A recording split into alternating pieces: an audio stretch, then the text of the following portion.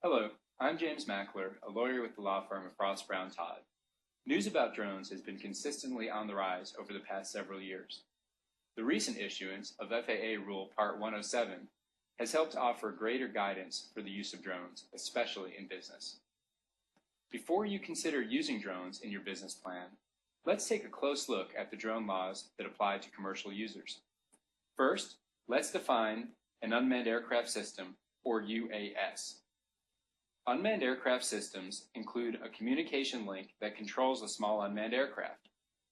Paper airplanes, toy balloons, frisbees, and similar items lack any control system, so these are not considered a UAS or drone. Pilots, whether commercial or hobbyist, must register their drone if it's ever flown outside and weighs between 0.55 pounds and 55 pounds. No drone may weigh more than 55 pounds at liftoff.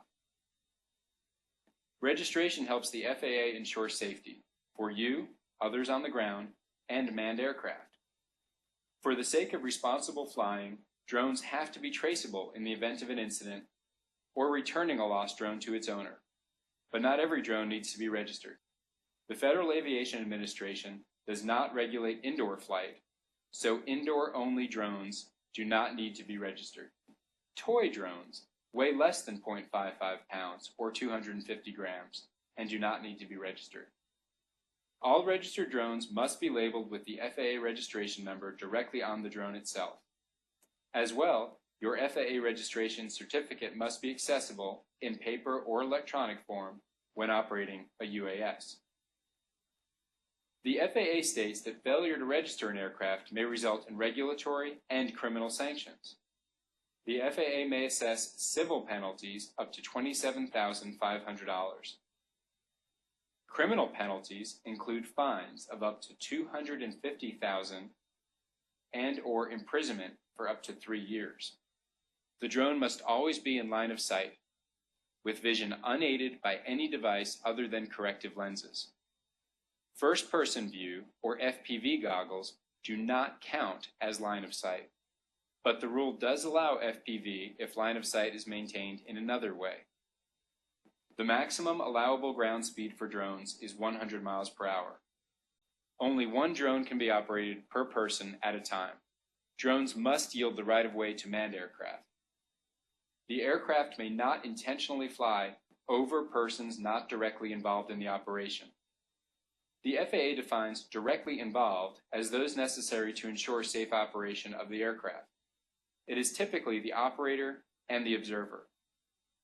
No flying is permitted at night. Night is defined as 30 minutes before sunrise or 30 minutes after sunset local time. As well, drones may not operate in weather conditions that limit visibility to 3 miles or less. Drones may not be operated from a moving vehicle other than a boat in the water or in a sparsely populated area, but never from an airplane. Drones may fly no higher than 400 feet off the ground or within 400 feet of a structure.